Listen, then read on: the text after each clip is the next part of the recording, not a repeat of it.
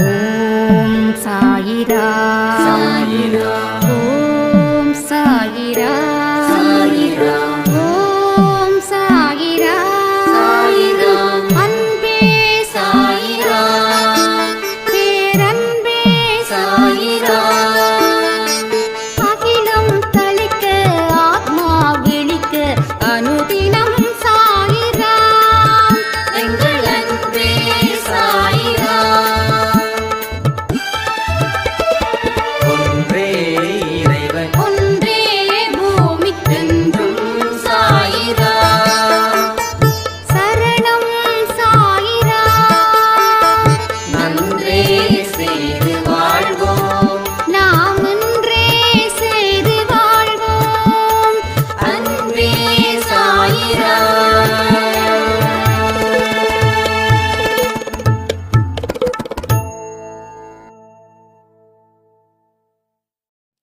சாயிரா.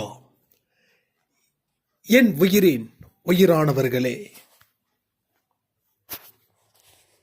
நாம செய்யக்கூடிய செயல்கள் ரொம்ப தோல்வியா முடியுது, இல்லை தப்பா முடியுது. நான் என்ன செஞ்சாலும் எனக்கு அதன் மூலமா சந்தோஷமே இல்லை. தொடர்ந்து துக்கத்தாலையும் தொடர்ந்து துன்பத்தாலையும் நான் கவலைகளில் வாழ்ந்துகிட்டு இருக்கேன். இதை எப்படி மாற்றி அமைப்பது அப்படின்னு ஒரு சைராம் கொஸ்டின் கேட்டிருந்தாங்க. இந்த பதிவு நிச்சயமா எல்லாருக்குமே பயன்படுறது போலதான் சாயப்பா உங்களுக்கு கொடுக்க போறாரு. முதல்ல ஒரு செயலை செய்யும் போது அதுல நமக்கு ஆர்வம் மிக மிக முக்கியம். நீங்க செய்யக்கூடிய செயல் சாதாரணமான செயல்னு நினைக்கவே கூடாது. இந்த ஊரும் இந்த உலகமும் இது சாதாரண செயல் தானே, இது எதுக்கு இவ்வளவு ஒரு பில்டப் அப்படின்னு சொல்லுவாங்க. நீங்க அதை எதையுமே காதுல வாங்காதீங்க. அந்த இடத்துல நீங்க ஒரு செவிடரா இருக்கணும். அதே நேரத்தில் அந்த இடத்துல ஊமையாகவும் நீங்க இருக்கணும். ஏன்னா காதுல கேட்கவும் கூடாது, அவங்க கிட்ட திருப்பி பேசவும் கூடாது. இதெல்லாம் ஒரு விஷயம் நினைச்சிட்டு இருக்கியே, நான்லாம் எப்படி அப்படின்னு சொல்றதுக்கு ஒரு கூட்டம் வந்துகிட்டே இருக்கும். ஏன்னா அந்த கூட்டம் யாரையும் என்கரேஜ் பண்ணாது. அவங்களுக்கு என்ன பண்றோம் அப்படின்னே அவங்களுக்கு தெரியவும் தெரியாது. உங்க வீட்டில் அம்மாவா இருக்கலாம், அப்பாவா இருக்கலாம், அவங்க கூட உங்களுடைய இந்த செயலை பெருசா கொண்டாட மாட்டாங்க. அப்போ நாம அவங்க சொல்றதால களைப்படைஞ்சிடக்கூடாது. ஒரு சாதாரண செயலை செய்யும் போது கூட ஆர்வம் மிகுதியோட நாம செய்யணும். முதல்ல செயலில் ஆர்வத்தை கொண்டு வந்து சேரு. அடுத்தது அந்த செயலை எவ்வளவு நேரத்தில் முடிக்க முடியும், அந்த செயல் செய்வதற்கு நாம தகுதியானவரா இருக்கிறோமா? அப்போ தகுதியாக இருக்கணும்னா அதற்கு எந்த எந்த வழிமுறைகள் இருக்குது, அதையும் ரெண்டாவது பாயிண்டா உள்ள வைக்கணும். மூணாவது, இது எல்லாம் தயாரா இருக்குது. அடுத்தது சாயப்பாவுடைய அனுமதி. சாயப்பா கிட்ட அனுமதி எப்படி வாங்கணும்? இந்த செயலை செய்ய போற, எனக்கு வெற்றி கிடைக்கணும், நான் ரொம்ப எதிர்பார்ப்போட காத்திருக்கிறேன், அது மாதிரியா இல்லை. நான் பலனை எதிர்பார்க்காம இந்த செயலை செய்ய போறேன். நான் இந்த செயலை செய்யும் போது கவனம் எனக்கு ரொம்ப முக்கியம், கவனத்தோட அறிவும் எனக்கு ரொம்ப முக்கியம். நான் எந்த இடத்துலையும் பலனை எதிர்பார்க்காம முழு மனதுடன் முழு கவனத்துடன் யாரு என்ன சொன்னாலும் வருத்தப்படாமல் ஒரு மிகுந்த உத்வேகத்துடன் நான் இந்த செயலை செஞ்சு முடிக்கிற வரைக்கும் என் மனநிலையை எனக்கு அப்படியே நான் வச்சிருக்கணும். அதற்கு நீ அருள் புரிய வேண்டும். அதற்கு அப்புறமா நீங்க செயலை தொடங்குங்க. ஒரு சாதாரண செயல்ல இருந்து இந்த 3 விதமான வழிமுறைகளை ஏற்படுத்தி அதை நீங்க செயல்படுத்தினதுக்கு பின்னாடி வரக்கூடிய நிம்மதி, வரக்கூடிய நம்பிக்கை, வரக்கூடிய மகிழ்ச்சி எல்லாமே உங்க வாழ்க்கையில பேரானந்த நிலையை அது ஏற்படுத்தும். பலனை எதிர்பார்க்காமல் நாம செயல் புரியும் பொழுது செயலில் ஏற்பட்ட தோல்வியோ ஏற்பட்ட அவமானமோ அது ஒரு அனுபவ பாடமாக இருந்து அடுத்த ஒரு வெற்றியை உங்களுக்கு மிகுந்த கவனத்துடன் இந்த பிரபஞ்சம் கொடுக்கும். வாழ்க்கை அப்படின்றது மனிதர்கள் தான். நீங்க மனிதர்களை எந்த அளவுக்கு புரிஞ்சு வச்சிருக்கீங்களோ அந்த அளவுக்கு மனசு பக்குவப்படும். நம்ம தோத்தா இந்த உலகம் நம்மளை மோசமானவன், திறமை இல்லாதவன் அப்படின்னு சொல்லும். ஜெயிச்சா இந்த உலகம் நம்ம திறமையானவன்னு சொல்லும். தோத்துட்டா திறமை இல்லாதவன்னு சொல்லும். அதே ஆளுதான் நீங்க. ஆனா இப்ப செயல் மூலமா வெற்றி அடைஞ்சிருக்கீங்க. இப்போ திறமை இல்லாதவன்டா அவன் வெற்றி அடைஞ்சிட்டான்னு சொல்லுவானா? யாரும் சொல்ல மாட்டான். அவன் திறமை இருக்கு. அவன் திறமைய பார்த்துனா எத்தனையோ தடவை நான் நினைச்சிருக்கேன், இவன் கண்டிப்பா சாதனை படைப்பான். நான் நினைச்சது போல, நான் சொன்னது போல இவன் சாதனை படைச்சான்னு சொல்லும். ஆனா அதே தோல்வியை அடைந்தா இவன் இப்படிதான் பேசுவான். அப்போ மனிதர்களை படிக்க வேண்டிய முறையில படிச்சிட்டோம் அப்படின்னா அவன் வாயில் இருந்து வரக்கூடிய எந்த ஒரு வார்த்தையும் நம் மனதில் காயத்தை ஏற்படுத்தாது. ஒருத்தன் குச்சியை தூக்கி தான் வச்சிருக்கான், அவன் அடிக்க மாட்டான். எப்போ வலிக்கும் அப்படின்னா அவன் அடிச்சாதான் வலிக்கும், ஆனால் அவன் அடிக்க மாட்டான்.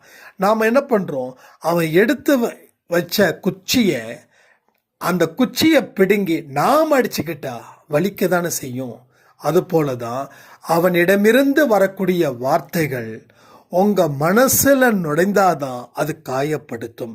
ஆனால் அந்த வார்த்தைக்கு பின்னாடி அவனோட மனநிலையை நாம் புரிஞ்சுக்கிட்டோம் அப்படின்னா ஒரு சின்ன புன்னகையை விட்டுட்டு அங்கிருந்து நாம் வெளியேறிடுவோம். வாழ்க்கையில் 2 விதமாக வெற்றி பெற முடியும். ஒன்று அதிகாரத்தின் மூலமா, இன்னொன்று நாம் கடந்து போவதன் மூலமா. அதிகாரத்தின் மூலமா வெற்றி பெறலாம். ஆனால் அந்த அதிகாரத்தை நம்ம கையை விட்டு போயிடுச்சுன்னா நம்ம தோல்வி அடைஞ்சிடுவோம். 5 வருஷம் வெற்றியை பார்த்தவங்களுக்கு அடுத்த 5 வருஷம் தோல்வியை பார்க்க முடியாது. அது ஒரு சிக்கல், ஒரு கைதிகளை போல இருக்கும். அப்போ அதிகாரம் உன்னை காப்பாத்தாது. ஆனால் கடந்து போற பாருங்க, கடந்து போறீங்க பாருங்க, அது உங்களை எப்பொழுதும் எல்லா இடத்திலும் அது காப்பாற்றும். அப்போ செயல் புரிந்த பின் வரக்கூடிய வெற்றி அதிகார மமத்தையை உண்டு பண்ணாது. அதே போல செயல் மூலமா பெற்ற தோல்வி அவமான முகமாக எந்த இடத்திலையும் காட்டவும் காட்டாது. அப்ப இந்த மாதிரியான கோட்பாடுகளை நீங்க உள்வாங்கி அதை வெளிப்படுத்தினா அந்த நிகழ்வுகள் உங்க மனசுல எந்த விதமான பாதிப்பையும் ஏற்படுத்தாம அடுத்த செயலுக்கு நாம தயாராக இருப்போம். சாய்ப்பா சொல்லக்கூடிய வார்த்தைகளை நீங்க கவனிச்சு பாருங்க. செயலாற்று, செயல் அற்ற நிலையில நீ இருக்காத.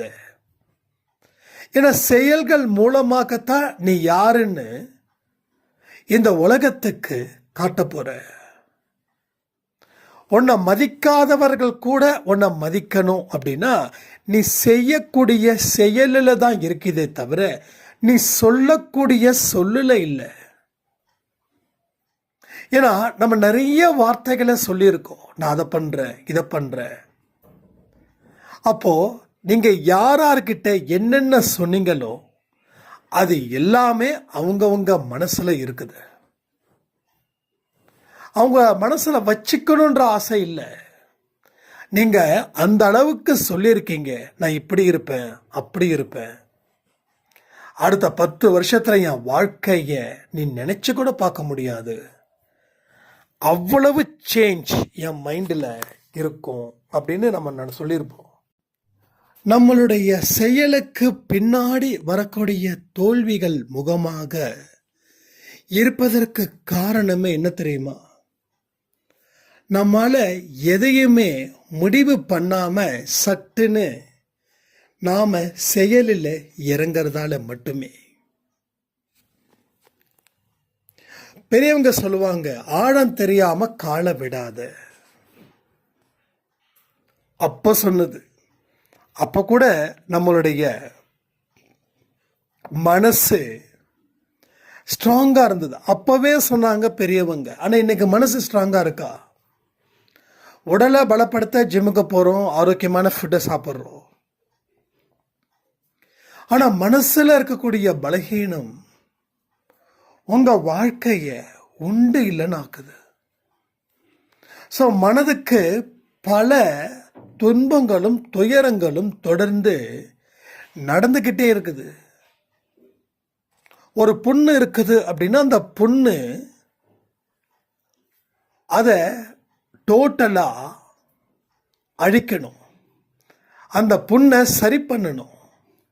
ஆனா அந்த புண்ணை சரி பண்ணாம அந்த புண்ணு இன்னும் வளர்றதுக்கு என்னென்ன வழிமுறைகள் எல்லாம் இருக்கோ அத்தனை ஒட்டுமொத்த வழிமுறைகளையும் நாம அதை செய்கிறோம். இப்போ மனசுல ஏற்பட்ட வலி, அதன் மூலமாக ஒரு தடுமாற்றம், அந்த தடுமாற்றம் தான் உங்க வாழ்க்கையில இன்னைக்கு இங்க வந்து நிக்குது.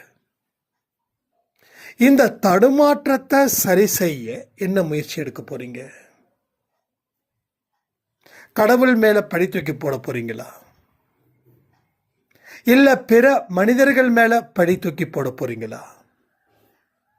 இல்ல நான் எதிர்பார்த்த வாழ்க்கை அப்படின்றது வேற, இன்னைக்கு பிறரால் என்னால அந்த வாழ்க்கையை வாழ முடியாம நான் தவிக்கிறேன்னு சொல்லி பிறர் மீது வெறுப்பை காட்டக்கூடியவர்களா நீங்க இருக்க போறீங்களா?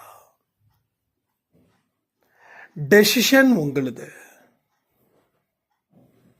இப்பயும் நம்ம சரி பண்ண முடியும். நேற்று கொடுத்த 8 மணி பதிவில் கூட சரி செய்யாம சரியாகணும்னு நினைக்கிறது தப்பான விஷயமா இல்லையா?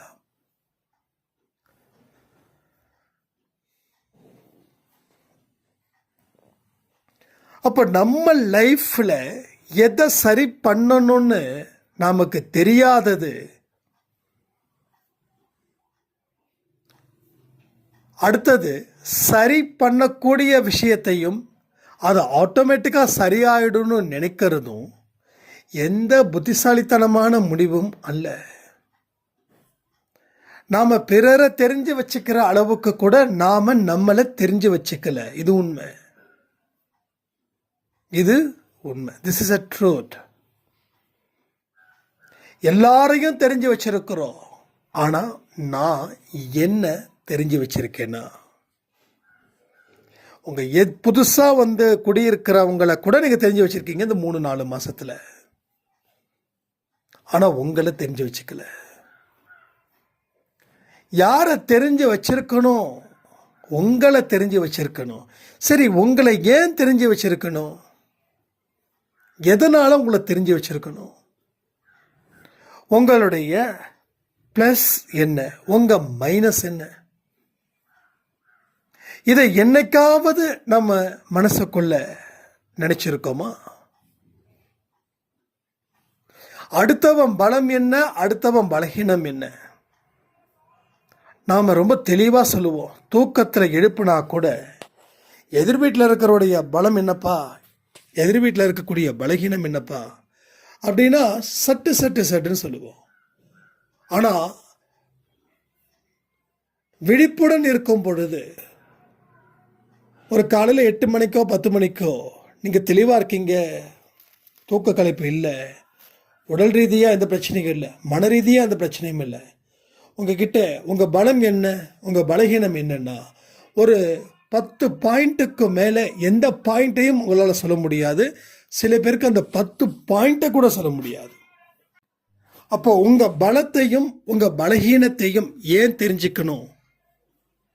அது தெரிஞ்சுக்கிட்டாதான் நீங்கள் செயல் புரிவதற்கு தகுதியானவரா இல்லையான்னு தெரிஞ்சுக்க முடியும். ஒன்றும் இல்லை, சின்னதாக ஒன்று சொல்கிறேன். மாரத்தான் அப்படின்னு சொல்லி ஒரு பயிற்சி நீங்கள் கேள்விப்பட்டிருப்பீங்க, நடைப்பயிற்சி மாதிரி. அதில் ஒரு பர்டிகுலர் டிஸ்டன்ஸ் கொடுத்துருப்பாங்க, இத்தனை கிலோமீட்டர் வரைக்கும் நீங்கள் ட்ராவல் பண்ணலாம்.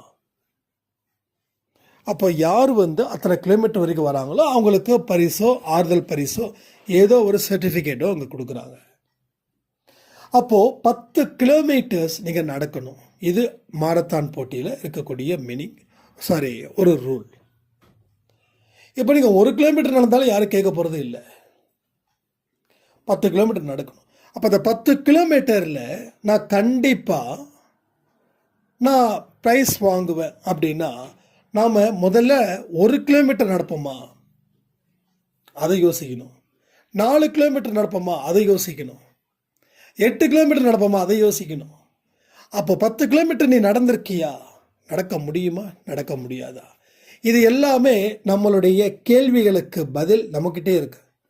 அப்போ நமக்கு தெரிஞ்சிடும் இந்த 10 கிலோமீட்டர் நம்மளால் நடக்க முடியுமா, நடக்க முடியாதா. அதில் நீங்கள் எப்போ வேணாலும் நின்றுக்கலாம், அது பிரச்சனை இல்லை. இல்லை, நீங்கள் 10 கிலோமீட்டர் நடந்து தான் ஆகணும், நடக்கலைன்னா உங்களுக்கு வாழ்க்கை ஒரு சர்டிஃபிகேட் கொடுத்துருவோம், நீங்கள் அடுத்த 1 வருஷத்துக்கு எங்கே வேலைக்கு போனாலும் சேர்த்துக்க மாட்டாங்க அப்படின்னா நீங்கள் என்ன பண்ணுவீங்க? கலந்துக்கிறதுக்கு முன்னாடி யோசிக்கணும். கலந்துக்கிட்ட பின்னாடி இல்லை நான் கண்டிப்பாக 10 கிலோமீட்டர் நடந்துருவேன் அப்படின்னு நடக்கலைன்னா வாழ்க்கையில் உங்களுக்கு எதுவும் கிடைக்காதுன்ற மாதிரி ஒரு சர்டிஃபிகேட் கொடுத்துட்டாங்கன்னா என்ன பண்ணுவீங்க? அதுதான் இங்கே நம்ம பலம் என்னன்னு தெரியாமல் நாம் இப்போதைக்கு ஜெயிக்கணும்னு சொல்லி கீழே விடுறோம். விழுந்தவங்க எழுந்திருக்க முடியாமல் சிரமப்படுகிறோம். என்கிட்ட நிறைய பேர் சொல்லக்கூடிய வார்த்தை என்ன தெரியுமா? தெரியாமல் நான் பண்ணிட்டேன், அதனால் நான் மாட்டிக்கிட்டேன். அப்போது நீங்கள் தெரியாமல் பண்ணது, அப்போது உங்கள் பலத்தையும் உங்கள் பலகீனத்தையும் நீங்கள் தெரிஞ்சுக்கல, உங்கள் தன்மையை நீங்கள் தெரிஞ்சுக்கல. அப்போ எதை வச்சு நீங்கள் செஞ்சீங்க? ஏதோ ஒரு வேகத்தில் செஞ்சிட்டீங்க, சரியா? ஸோ மனிதனுடைய தவறு தான் அவன் வாழ்க்கையை தோல்விக்கு காரணமாக அமையுதுன்னா இதை ஒத்துக்கிறவங்க எத்தனை பேர்? ஏன்னா அடிப்படை கேள்விகளுக்கு சரியான பதில் இருந்தால் மட்டும்தான். இன்னும் எத்தனையோ கேள்விகள் கேட்காமலே இருக்குது, அதுக்கெல்லாம் பதில் கிடைக்கும். ஆனால் அடிப்படை கேள்வியே நீங்கள் எடுப்பல அப்படின்னா பதில்கள் எப்படி கிடைக்கும்? ஸோ ஒரு விஷயம் ஃபெயிலியர் ஆகுதுன்னா அது நிச்சயமாக உங்கள் அலட்சியத்தால் மட்டுமே. நல்லா யோசிச்சு பாருங்க, தீவிரமாக யோசிச்சு பாருங்க. இல்லை 1 மாதம் யார்கிட்டையும் பேசாமல் கூட யோசிச்சு பாருங்க. உங்களுடைய அலட்சியத்தால் வாழ்க்கையை இழந்தீர்கள். மீண்டும் அதே அலட்சியத்தால் இருக்கக்கூடியதையும் இழப்பீர்களா இல்லை பெறுவீர்களா? வாழ்க்கையை இழந்தது எதனால? அலட்சியப்படுத்தினதால. சரி, அலட்சியமாக இருந்ததால் இழந்தோம், இனி அலட்சியமாக இல்லாமல் பார்த்து கொள்ள வேண்டும்னு முடிவு பண்ணவங்க எத்தனை பேர்? அப்போ மீண்டும் மீண்டும் மீண்டும் அலட்சியத்தினால் நீங்கள் வாழ்க்கையில் பலதை இழந்து கொண்டே இருக்கிறீர்களா இல்லையா? அப்ப இதை தான் நான் சரி செய்யணும்ன்ற. சரி செய்யாமல் எதையுமே பெற முடியாதுன்னு சொன்னதுக்கு காரணமே இதான். நான் ஒரு போட்டியில கலந்துக்கணும்னா அந்த போட்டிக்கு நான் தகுதியானவனா மாத்தினாதான் நான் தோத்தாலும் ஜெயிக்க முடியும். நான் தகுதி இருக்கிறேன்னா இல்லையான்னு தெரியல, களத்துல நான் பார்த்துக்கிறேன் அப்படின்னு குருட்டு நம்பிக்கையில நம்ம இறங்கி ஒருவேளை வெற்றி அடைந்தாலும், நல்லா புரிஞ்சுக்கணும், ஒருவேளை வெற்றி அடைந்தாலும் அந்த வெற்றியே உங்களுக்கு சாபமாக துன்பமாக மாறும். ஏன் தெரியுமா? ஒரு குருட்டு நம்பிக்கையில் ஒரு லக்கில் ஏதோ ஒன்று அடுத்தவன் அலட்சியமாக இருந்ததால உங்கள் பலத்தை பெருக்காம நீங்கள் வெற்றி அடைந்தீங்க. நல்லா புரிஞ்சுக்கோங்க, உங்கள் பலத்தை நீங்கள் பெருக்கலை, அதே நேரத்தில் எதிரி கவனம் வேற பக்கம் இருந்ததால் நீங்கள் ஜெயிச்சிங்க. அதாவது குருட்டு நம்பிக்கையில் குருட்டு அதிர்ஷ்டத்தில் நீங்கள் ஜெயிச்சிங்க. பாயிண்ட் நல்லா புரிஞ்சுக்கணும். மறுபடியும் ஒரு போட்டி வரும் பொழுது நீங்கள் உங்கள் பலத்தை பெருக்க மாட்டீங்க. ஏன் தெரியுமா? ஏற்கனவே அந்த வெற்றிக்கு பின்னாடி வந்த அனுபவம் ஒன்று இருக்குல்ல, அந்த அனுபவம் உங்களுக்கு தப்பா வழி நடத்துது, ஒரு ராங் கைட் உங்களுக்கு கொடுக்குது. அப்போ நம்ம அப்பவே ஜெயிச்சிட்டோம், அடுத்ததுல நம்ம ஜெயிக்க யார் இருக்கிறாங்கன்னு சொல்லி, அப்போ உங்க பலத்தை பெருக்காமலே மறுபடியும் அதே கண்ணோட்டத்தில் நீங்க களத்துல வந்தீங்கன்னா ஒரு பெரிய தோல்வியை மட்டும்தான் நீங்கள் சம்பாதிப்பீங்க. அதான் நான் சொன்னேன், முதல் முறை குருட்டு நம்பிக்கையினால் பெற்ற வெற்றி உனக்கு சாபமாகவும் துன்பமாகவும் மாறும். ஆனால் அந்த நிலையை நீ உணர்ந்துக்கிட்டு உன்னோட அறிவை பயன்படுத்தி நாம் ஜெயிச்சது கடவுளுடைய ஆசீர்வாதமோ அப்படின்னு நினச்சிக்கிட்டா கூட பிரச்சனை கிடையாது. ஆனால் எனக்கு அதிர்ஷ்டம் இருக்குது, அந்த அதிர்ஷ்டம் என்னை காப்பாத்துச்சு அப்படின்னு நினச்சி இன்னமும் எனக்கு அந்த அதிர்ஷ்டம் என்னை காப்பாற்றும் அப்படின்னு நினச்சிட்டிங்கன்னாவே அதிர்ஷ்டம் ஒரே பக்கம் இருக்காது. காற்று ஒரே திசையில தான் வீசுதா? இல்லை, கொஞ்சம் மாறி மாறி வீசும்ல. அப்போ அது மாதிரி உங்கள் பக்கம் இருக்கக்கூடிய அதிர்ஷ்ட காற்று உங்கள் எதிராளிக்கு போகிறதுக்கும் வாய்ப்பு இருக்குது. ஏன்னா அவங்களுக்கும் அந்த அதிர்ஷ்ட காற்று இருந்ததால் தான் அவங்க ஜெயிச்சாங்க.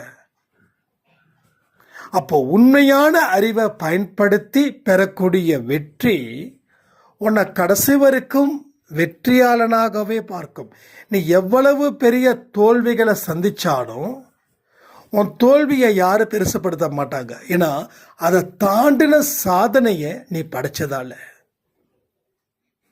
அப்போ உன்னோட படைப்பும் உன்னோட சாதனையும் எங்கே இருக்குதுன்னா அறிவை பயன்படுத்தி, உன் பலத்தை பயன்படுத்தி, வாழ்க்கையில் இருக்கக்கூடிய சவால்களை நீ அழகாக சந்திச்ச, அதன் மூலமாக கிடைத்த ஹிமாலய வெற்றி உன் வாழ்க்கையில் என்றைக்குமே ஒரு அடையாளமாக மாறும். அதை யாராலையும் மாற்றவே முடியாது. அதை யாராலையும் மாற்ற முடியாது. ஸோ உயிரோடு இல்லாத மனிதர்கள் இன்றும் உயிரோடு தானே இருக்கிறாங்க. சில பேரை சொன்னால் அது அரசியலாக இருக்கட்டும், அரசியலில் நமக்கு தெரிஞ்சவரை வச்சுக்கலாமே, எம்ஜிஆரை வச்சுக்கலாமே, தொழில்துறையில் நமக்கு தெரிஞ்சவரை வச்சுக்கலாமே, ரிலையன்ஸ் அம்பானியையும் ரத்தன் டாட்டாவும் வச்சுக்கலாமே, ஆன்மீகத்தில் எத்தனையோ நல்ல குருமார்கள், ரமண மகரிஷி, சுவாமி விவேகானந்தர், இவங்களை வச்சுக்கலாமே. இவங்க மறைந்ததுக்கு பின்னாடியும் அவர்கள் விட்ட பாதையில் நம்ம பயணம் செஞ்சுக்கிட்டு தானே இருக்கோம். ஸோ அதுதான் உண்மையான ஒரு சக்ஸஸ் பாயிண்ட். ஏன்னா அவங்க பலனை பார்க்கல, செயலை பார்த்தாங்க, வாய்ப்பாக பார்த்தாங்க. அதனால் அவங்க ஹிமாலய வெற்றியை அடைந்தார்கள்.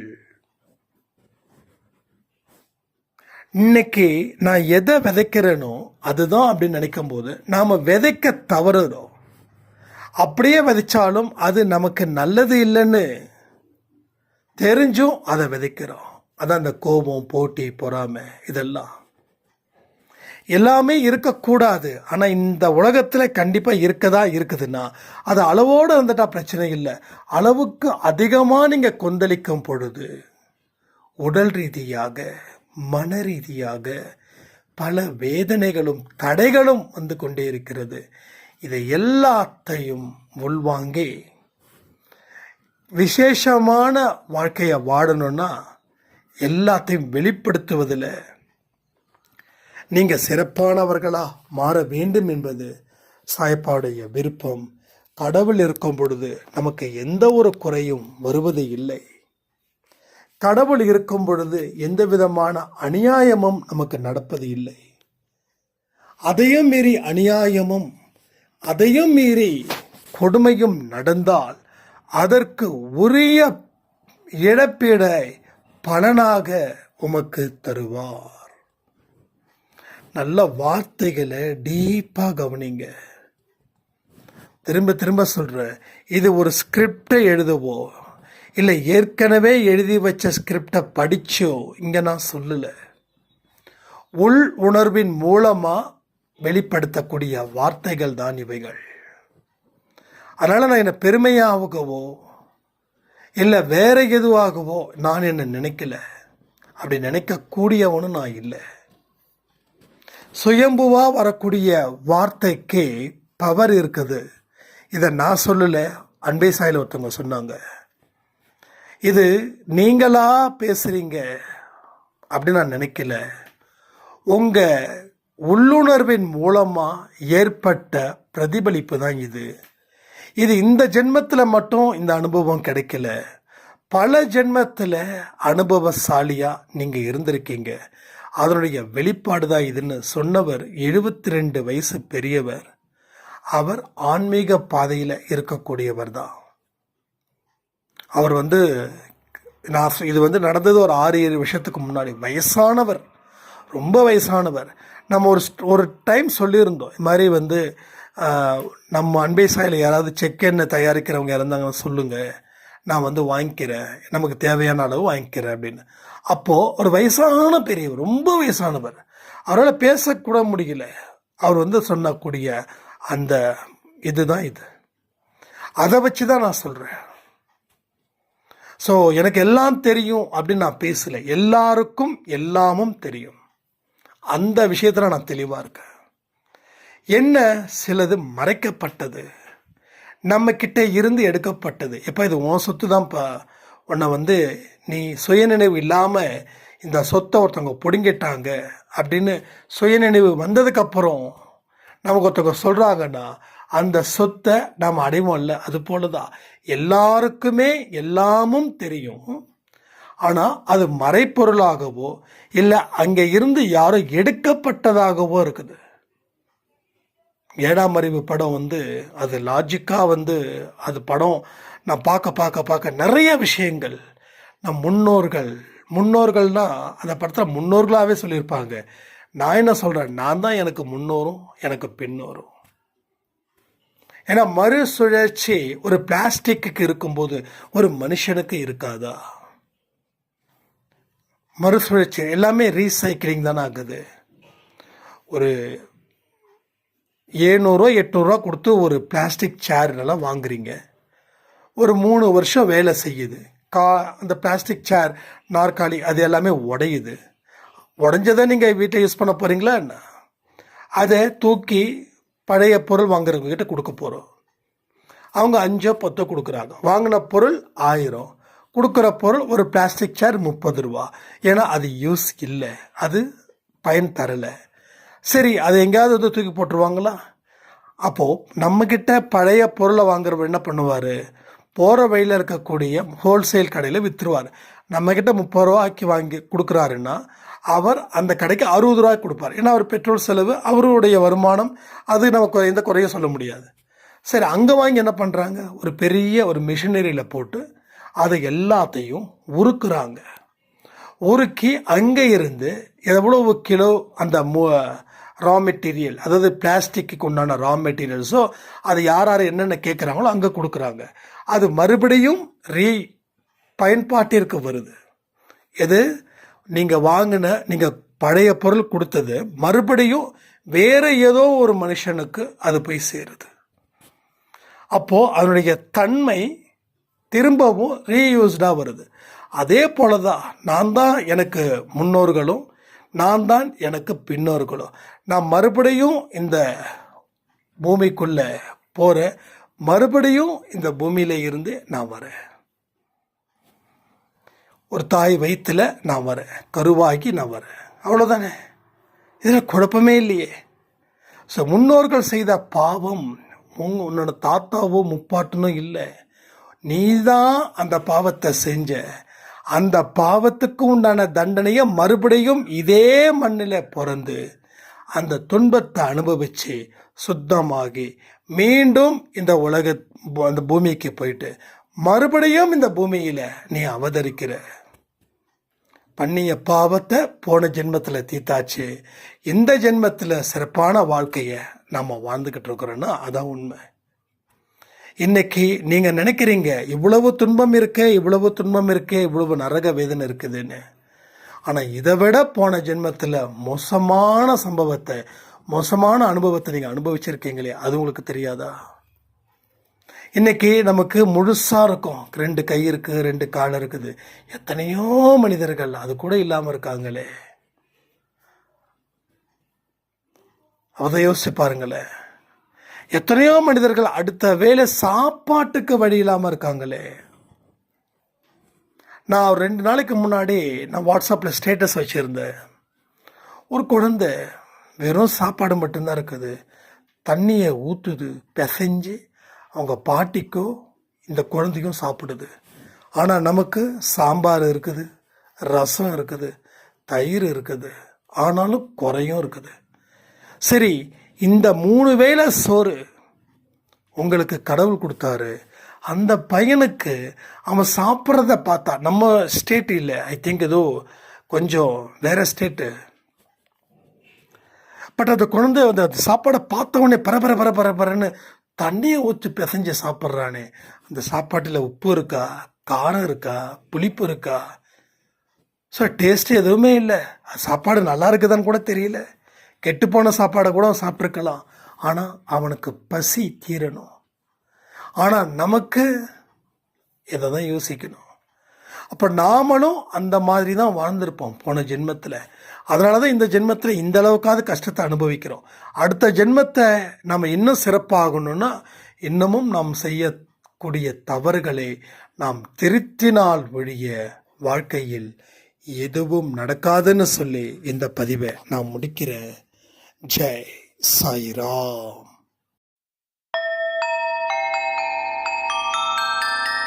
ஓம் சாயிரா சாயிரா ஓம் சாயிரா சாயிரா